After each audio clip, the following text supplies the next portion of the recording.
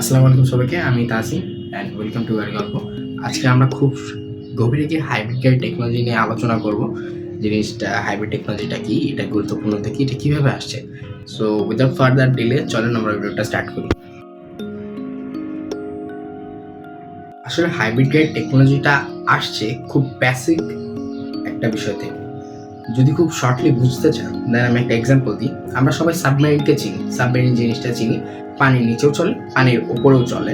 এখন পানির নিচে যখন সাবমেরিন চলে সেই সময় সাবমেরিন একটা ব্যাটারির হেল্প নিয়ে চলে, কারণ সেই সময় তাদের একটা submarine diesel engine, petrol engine কাজ করা সম্ভব না, যেহেতু অক্সিজেনের কোনো ওয়ে নাই। আর সাবমেরিন যখন পানির উপরের দিকে আসে, যখন পানির উপরে ভাসে, সেই ক্ষেত্রে সাবমেরিনের ডিজেল ইঞ্জিন ইউজ করে। সো দেখা যাচ্ছে একটা ভেহিকেল দুইটা জিনিসের উপর বেস করে চলতে পারতেছে, একটা ডিজেল আর একটা ব্যাটারি। তো ওই কনসেপ্টটার ফর্মুলা মেনেই বর্তমানে জার্মান ব্র্যান্ড পোর্শ একটা গাড়ি লঞ্চ করে ইন 1897, যেটার নাম ছিল লফনার পোর্শ। সো ওইটা পৃথিবীর প্রথম হাইব্রিড গাড়ি হিসেবে গণ্য হয়। তো ওই গাড়িটার টেকনোলজিটা কেমন ছিল? আসলে ওই গাড়িটার টেকনোলজি এমন ছিল, ওটাতে একটা গ্যাসলিন ইঞ্জিন ছিল, প্লাস ওই গ্যাসলিন ইঞ্জিনের সাথে একটা মোটর জেনারেটর দিয়ে দিয়েছিল। একদম খুব বেসিক একটা কনসেপ্ট নিয়ে শুরু হয়েছিল এই হাইব্রিড টেকনোলজিটা। খুব ইজিলি বলতেছি, একটা ইঞ্জিন ছিল, ওই ইঞ্জিনটা ওই জেনারেটরটা পাওয়ার দিত, ওই জেনারেটরটা নিচের দুইটা হুইলকে পাওয়ার দিত, and that was the first hybrid car ever in this earth planet. So এই কনসেপ্টটা একদম প্রথম ছিল পোর্শের তরফ থেকে। কারণ পোর্শ কিন্তু আমরা জানি এখনো হাইব্রিড গাড়ি বানায়, ওদের অনেক বড় বড় স্পোর্টস লেভেলে গাড়িও হাইব্রিড সেগমেন্টে আছে, এবং ওরা প্রথম হাইব্রিড টেকনোলজিটা আবিষ্কার করে গাড়ির ক্ষেত্রে। তারপর কি হলো, ইন 1997 টয়োটা প্রিয়াস লঞ্চ হয়। টয়োটা প্রিয়াস 1997, যেটি কিনা একটা হাইব্রিড মডেল ছিল। এবং দেখেন 1897 টু 1997 প্রায় 100 বছর পর একটা হাইব্রিড গাড়ি আসে টয়োটার তরফ থেকে। আর প্রথমের টেকনোলজিটা কি ছিল? একটা ইঞ্জিন, একটা জেনারেটরটা চাক্কা পাওয়ার ডেলিভারি দিচ্ছে ওই ইঞ্জিনটার মাধ্যমে। একদম বেসিক একটা কনসেপ্ট ছিল। এবার টয়োটা এসে খেলাটা পুরাই চেঞ্জ করে দেয়। কিভাবে? টয়োটা প্রিয়াস যখন প্রথম আসে 1997, সেই সময় কি হয়, টয়োটা অনেক অ্যাডভান্সলি আসে। কিভাবে? কনসেপ্টটা ওরকমই ছিল যে একটা ইঞ্জিন থাকবে, ওই ইঞ্জিনটার একদম বাম পাশে একটু নিচের দিকে একটা মোটর থাকবে। মোটর নাম্বার 1, এখানে কথা আছে, মোটর একটা না, মোটর অনেকগুলো থাকবে। একটা মোটর থাকবে ইঞ্জিনের একদম পাশেই। দেন ওই মোটরটা কানেক্টেড হবে গাড়ির মেইন ব্যাটারির সাথে, যে ব্যাটারিটা আপনার সিটের নিচে থাকে, ব্যাক সিটের নিচে। ওই ব্যাক সিটের সাথেই আরও পিছিয়ে যখন আপনি ব্যাকডালার দিকে যান, ওই ব্যাকডালার একদম কাছাকাছি কোনো একটা জায়গায় আরেকটা মোটর থাকে, যেটা কিনা আপনার রিয়ার হুইলকে পাওয়ার দেয় যখন সময় আসে, অথবা ওই মোটরটাও ব্যাটারিকে পাওয়ার দেয় অনেক টাইমে। এখন কি হয়, আমরা যখন হাইব্রিড গাড়ি স্টার্ট দিই তখন অনেক সময় আমরা দেখি যে হাইব্রিড গাড়িটা সাউন্ডলেস, মানে সাউন্ড হচ্ছে না। গাড়িটা স্টার্ট দিচ্ছি, সাউন্ড হচ্ছে না। কারণটা কি? যখন আমরা গাড়িটা স্টার্ট দিচ্ছি, হাইব্রিড গাড়িতে স্পেশালি একটা কম্পিউটার বেসড টেকনোলজি দেওয়া হয়, যে কম্পিউটারটা আইডেন্টিফাই করে আপনি যখন পুশ বাটনটা স্টার্ট করেন যে গাড়িটার কি এই মুহূর্তে ওই মোটরের সাহায্যে স্টার্ট নেওয়ার মতন ক্ষমতা আছে। এখানে একটু বলে রাখা ভালো, যেমন আমরা নন হাইব্রিড গাড়ি যখন স্টার্ট দিই তখন কি হয়, আমাদের একটা ক্র্যাঙ্কশ্যাফট থাকে। ক্র্যাঙ্কশ্যাফটের টেকনোলজিটা কি? আমরা চাবি ঘুরাইলাম, ওই চাবি ঘোরানোর সাথে সাথে আমাদের একটা ক্র্যাঙ্কশ্যাফটের বাইসাইকেলের যেমন ওই যে একটা শ্যাফট থাকে না, যেখানে চেইন খাটে পড়ে, একদম ওরকম খাঁচ টাইপের একটা জিনিস থাকে। ওই খাঁচের সাথে আরেকটা খাঁচ মেলানো থাকে। আমরা যখন চাবিটা ঘোরাই তখন ওই খাঁচটা এইভাবে, এই একটার সাথে একটা এইভাবে, একটা ঘুরলে আরেকটাও ঘুরতে থাকে, এইভাবে ঘুরতে থাকে। ওই ঘর্ষণটার কারণে ওই একটা ফোর্স ক্রিয়েট হয়। ফোর্স ক্রিয়েট একটা জোরে কিছুক্ষণ সেলফ মারতে থাকলে ওটা জোর বাড়তে থাকে, জোর বাড়তে স্পার্ক হয়, আস্তে আস্তে ইঞ্জিনটা স্টার্ট হয়ে যায়। বিষয়টা অনেকটা এরকম। আমরা কিন্তু আওয়াজ পাই একটা সেলফের, ওই যে ওটা এইভাবে ঘর্ষণ খাইতে একটা আওয়াজ ক্রিয়েট করে, দিয়ে আলটিমেটলি ইঞ্জিনটা পাওয়ার পায় একটা সার্টেন টাইম পর, যখন ওটার শক্তি ওরকম চলে আসে ইঞ্জিনটা স্টার্ট দেওয়া। তারপর কি হয়, এখন হাইব্রিড গাড়ির ক্ষেত্রে সেম জিনিসটাই হয়, যে যখন আমরা পুশ বাটন দিই বা স্টার্ট দিই তখন গাড়ি দেখে মোটরটার কি ওই ক্ষমতা আছে এই মুহূর্তে যে গাড়িটাকে এখন স্টার্ট দিবে। যদি দেখে ওই কম্পিউটারটা আইডেন্টিফাই করতে পারে যে হ্যাঁ গাড়ির মোটরের এখন এই ক্ষমতাটা আছে যে গাড়িটার ইঞ্জিনকে স্টার্ট দেওয়ার, দেন গাড়িটা হাইব্রিড মোডেই স্টার্ট হয় ওই মোটরের সাহায্যে। মোটরটা কিন্তু যথেষ্ট পাওয়ারফুল হয়ে থাকে, একটা ইলেকট্রিক মোটর ওইটা। এখন ওই ইলেকট্রিক মোটরটা যখন স্টার্ট দেওয়ার পর কি হয়, আমি একদম বেসিক থেকে বলছি গাড়ি, ওই মোটরটার সাহায্যে আপনার গাড়ি আনলক, লক, ডোর ওপেনিং, ডোর ক্লোজিং, সব ইচ অ্যান্ড এভরিথিং আপনার ওই মোটরটার সাহায্যেই হচ্ছে। সো ওই মোটরটায় পাওয়ার থাকা ভেরি ইম্পর্টেন্ট, ঠিক আছে?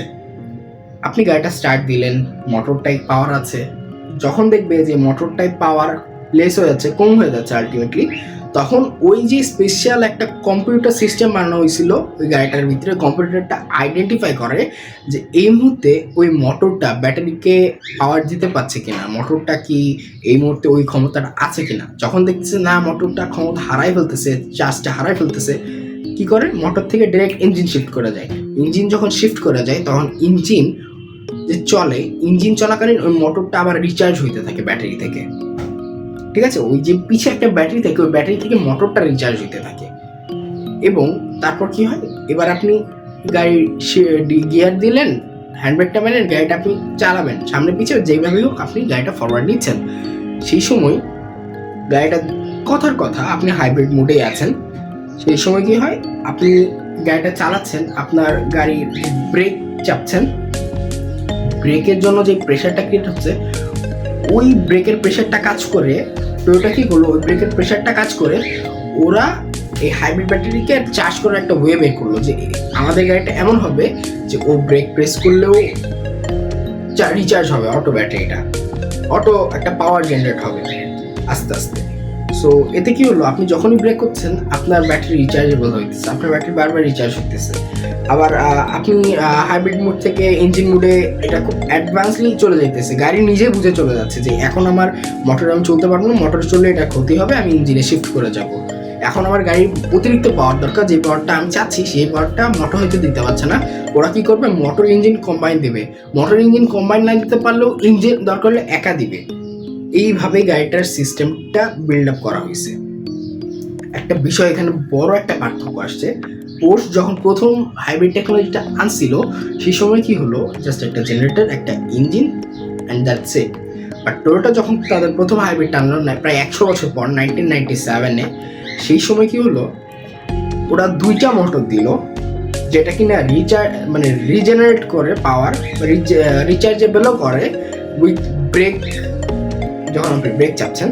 আবার ব্যাটারি থেকে চলার সময় যখন আপনি ইঞ্জিনে শিফট করবে গাড়িটা, সেই সময় ওটা ব্যাটারি কনজাম্পশন কমায় ব্যাটারি চার্জ হবে। তো ওরা অনেক অ্যাডভান্স, ওরা 2টা মোটর দিয়েছে ব্যাকআপের জন্য, যে একটা মোটর যদি পাওয়ার কমও থাকে আরেকটা মোটর দিয়ে যাতে আপনি গাড়িটা আনলক করতে পারেন, আরেকটা মোটরের সাহায্যে যাতে আপনি গাড়িটা চালাতে পারেন। আমরা টয়োটা প্রিয়াস দেখছি, টয়োটা এক্সিও দেখছি, সব একই বেস করা, একই হাইব্রিড সিস্টেমে বেসড টয়োটার ক্ষেত্রে। এবং টয়োটার প্রথম যখন প্রিয়াস আসে, প্রিয়াসের রেঞ্জ ছিল যে একবার ফুয়েল ভরে with hybrid system and engine system both combinedly 901 kilometre running করতে পারবে। আর ইন 1897, মানে 100 বছর আগে যে হাইব্রিডটা পোর্শ ইনভেন্ট করছিল, ওই গাড়িটার রেঞ্জ ছিল 80 কিলোমিটার, আর ওই গাড়িটার টপ স্পিড ছিল 35 কিলোমিটার। পোর্শে গাড়িটার টপ স্পিড ছিল 35 কিলোমিটার পার আওয়ার, আর প্রিয়াসের টপ স্পিড ছিল 159 কিলোমিটার সামথিং। সো 100 বছর পর একটা হাইব্রিড টেকনোলজি প্রথম এত অ্যাডভান্স একটা গাড়ি আসে, আর যেটার ফুয়েল ইকোনমি এত ছিল অনেক বেশি, 901 কিলোমিটার, মানে বুঝতেছেন, কই 80 কিলোমিটার, কই 901 কিলোমিটার। আর সেই সময় একটা ডিজেল পেট্রোল গাড়ি আজকালকার মতনই এরকম 8, 9, 10-ই দিত লিটারে। সো আপনি হিসাব করেন, একটা নর্মাল গ্যাসোলিন ইঞ্জিন 400 থেকে 500 কিলোমিটার ঢাকা সিটিতে চললে, একটা হাইব্রিড গাড়ি সেখানে আরও 200-300 কিলো বাড়াই দিতেছে মাইলেজ। হিউজ জাম্প হয়, আর মানুষ এই জাম্পটা দেখে হাইব্রিড গাড়ির উপর আকৃষ্ট হয় প্রথম টয়োটা প্রিয়াস দেখে।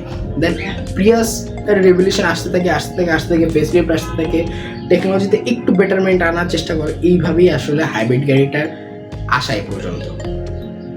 সো আই হোপ আপনারা হাইব্রিডের কিছু হইলেও জানতে পারছেন যে হাইব্রিড টেকনোলজিটা কীভাবে আসছে, কোথা থেকে আসছে, কেন আসছে। হাইব্রিড গাড়ি কিন্তু টোয়োটা সবচেয়ে বড় অ্যাডভান্সমেন্ট আনলেও আমি পুরো হাইব্রিড টেকনোলজিটাকে মানে যে হাইব্রিড টেকনোলজি বা আজও পোষ, কারণ ওরাই প্রথমে এই সেগমেন্টটা নিয়ে কাজ করছে, তারপরে টোয়োটা আসছে। এখন তো যদি এই সেগমেন্টে কারা কারা আসে সেটা বলতে চাই, তাহলে হোন্ডাও আসছে, আরও অনেক কোম্পানি আসছে, এটা বলে শেষ করা যাবে না।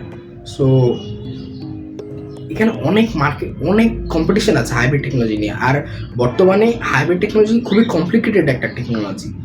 এখানে ইচ অ্যান্ড এভরিথিং আপনার গাড়ির হাইব্রিড টেকনোলজির উপর বেস্ট করতেছে। আপনি গাড়িটা কিনলেন, গাড়িটা কেনার পর গাড়িটা লক আনলক, আপনি গাড়িটা এক সপ্তাহ থুয়ে দিল, ওই মোটরের ভিতর সেই সক্ষমতাটা থাকতে হবে, ওই পাওয়ার ধরে রাখার, যে আপনি এক সপ্তাহ পর যখন আনলক করতে আসবেন গাড়িটা আদৌ আনলক হবে কি না।